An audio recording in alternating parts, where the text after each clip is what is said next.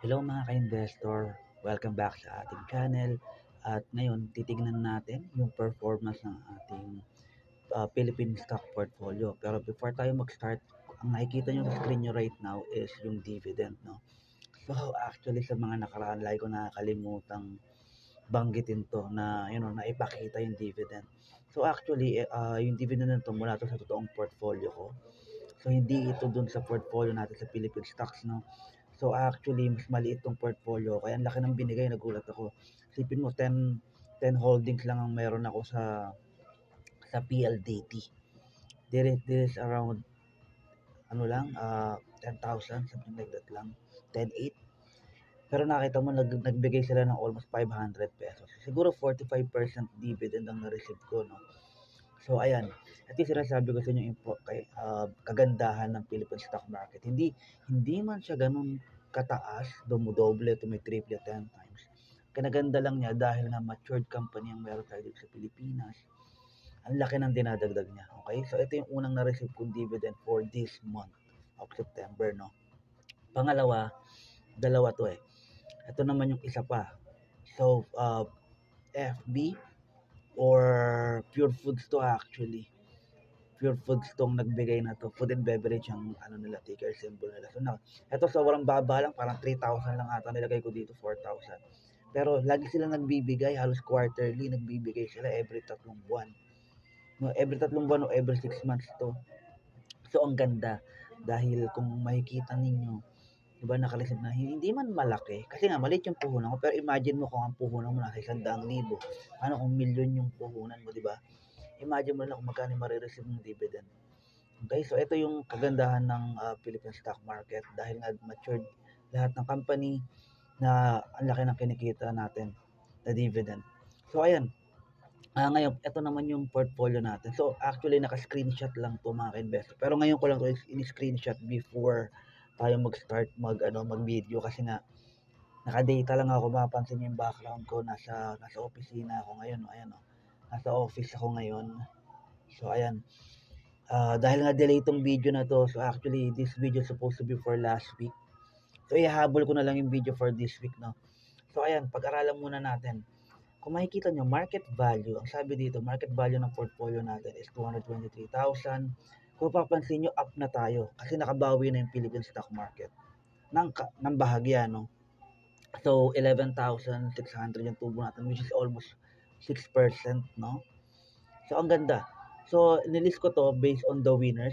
Kung papansin nyo, Converge ang highest winner natin sa portfolio natin, which up tayo ng 111%.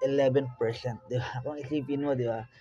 Hindi to crypto stocks lang to. Isipin mo, ang stock market, sinasabi nila, tumataas yan 7% per year. 7 to 10 ang pwede mong kitain percent kung tama yung gagawin mo. Pero kung makikita mo, ito buwan pa lang natin hinawakan, kumita tayo ng 111% dahil nga nabili natin siya ng mababa.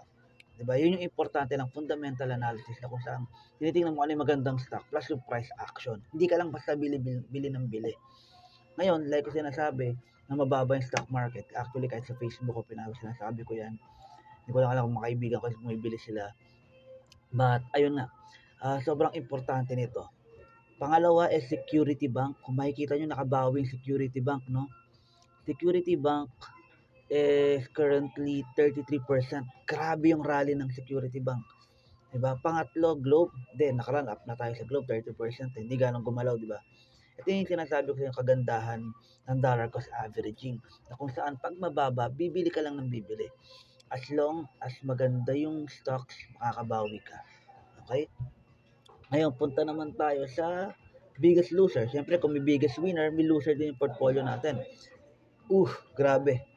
All Home sits at 32% loss. Grabe. Top Frontier, TFHI, Ramon ang to eh. Still loss ng 23%. Diba? Pangatlong lugi natin, Merrimart. Given na to. This is not a good company.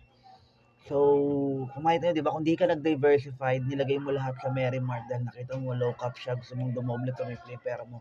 Tingnan mo nangyari sa'yo. So, it's really important na when it comes to fundamental analysis. Kung ang gagamitin mo strategy is dollar cost averaging, dapat yan based on fundamentals ka, hindi sa presyo.